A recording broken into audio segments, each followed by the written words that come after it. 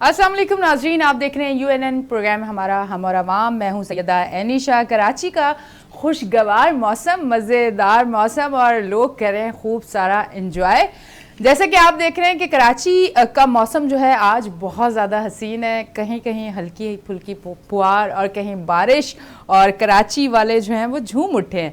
अच्छा जी, कराची का मौसम जो खूबसूरत होता है तो कराची वाले भरपूर एंजॉय करते हैं। अब इसी के साथ साथ ये देखते हैं कि ये बारिश जो है वो सिर्फ एंजॉय करने के लिए और कराची वालों का मूड अच्छा करने के लिए, या फिर आगे चल के कुछ मुश्किलात बढ़ने वाली, क्योंकि जब कराची में बहुत ज़्यादा बारिश होती है तो उसी के साथ कहीं ना कहीं जाके मुश्किलात बढ़ जाती हैं।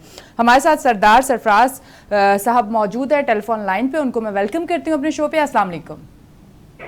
जी वालेकुम सलाम। कैसे हैं सर आप? ठीक है, अल्लाह का शुक्र जी, ठीक ठाक। अच्छा सरदार सरफराज साहब, मुझे ये बताइएगा कि आज कराची का जो मौसम है, मज़ेदार बारिश है, अब हालात क्या नज़र आ रहे हैं कि बारिश किस हद तक होगी और फिर क्या सूरत हाल होगी? जी बहुत शुक्रिया। देखिए कराची में जो ये जो स्पेल चल रहा है आज सुबह से दोपहर से कह लें, कहीं हल्की और कहीं दरमियानी बारिश हो रही है और किसी का दुक्का जगह पर तेज शावर्स भी हुए हैं। तो इसका दौरानिया कोई बहुत तवील नहीं है। आज का दिन और अभी रात में भी इसी तरह वक्फे वक्फे से कहीं पे हल्की कहीं पे दरमियानी और किसी एक जगह पे एक दुक्का जगह पे तेज भी हो सकती है। और कल तक है ये सिलसिला, ज्यादा से ज्यादा कल दोपहर तक जाएगा, इसी तरह से वक्फे वक्फे से रहेगा।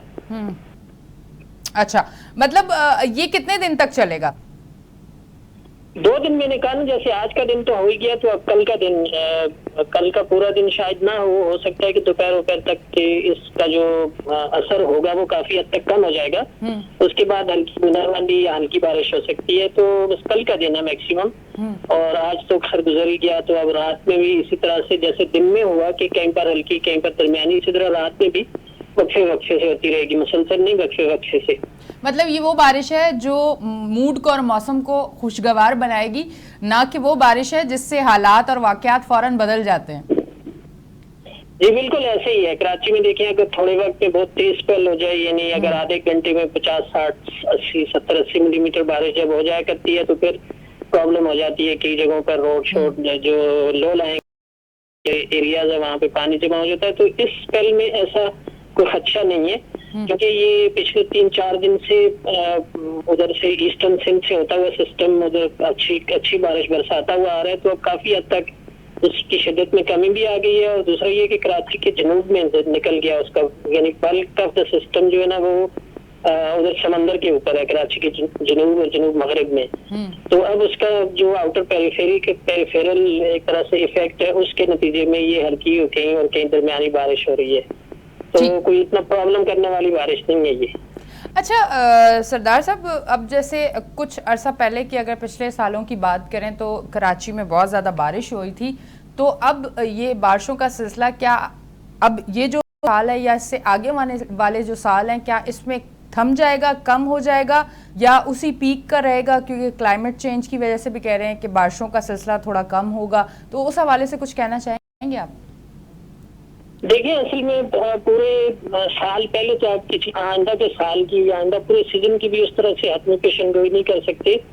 उसकी वजह ये है कि इस जो मतलब हमारे जो बारिश के टेली कनेक्शन होते हैं उनमें तब्दीली आती रहती है। जो पिछले 3 साल गुजरे हैं, 2022, फिर 21, फिर पीछे 20, उसमें बहुत ज्यादा हैवी स्पेल हुए थे कराची में भी। और पिछला साल तो आपको याद होगा पूरा सिंध और बलूचिस्तान डूब गया था सैलाब में, इतनी तेज बारिशें हुई थी। तो उसकी बुनियादी वजह ये थी कि हमारी जो मानसून की बारिशें बहुत ज्यादा हुई थी, वो इसका टेली कनेक्शन होता है बैरुल कायल के दर्जा हरारत के साथ।